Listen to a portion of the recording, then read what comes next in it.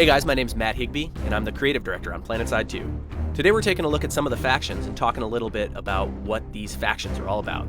First up, we have the Terran Republic. The Terran Republic are what I would call the most professional military of the three factions. These guys are well-drilled, well-equipped, and basically the most well-oiled military machine on the battlefield of Araxis. In terms of weaponry, the Terran Republic rely on pretty conventional weapons. Lots of bullets, lots of high explosives, but they don't use anything too experimental. For vehicles, the Terran Republic is all about speed. They want to basically get the fastest possible vehicles. The Terran Republic also believe in strength in numbers. A lot of their vehicles and a lot of their weapon systems require more players to operate them. But in general, they're just as effective as a one-on-one soldier as any of the other factions would be.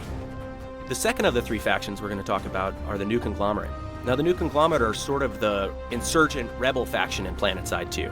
These guys basically use whatever they can get their hands on, from old mining equipment to experimental weaponry, and they really aren't going to say no to anything that works. You can see here that in a lot of cases they're using stuff that's either plundered from or gathered from their corporate sponsors. A lot of their weapons, armor, and vehicles may look really utilitarian, but don't let that fool you. They still pack a mean punch. For the most part, the NC weapons and vehicles are built around hitting hard and lasting long in fights, so they can take the most damage and dish out the most damage, although they might not be the most maneuverable or the fastest on the battlefield. The third and final faction are the Vonu Sovereignty. Now, these guys have unlocked some secrets hidden away in ancient alien ruins all over Araxis. They've used a lot of this technology to help augment their weapons of war.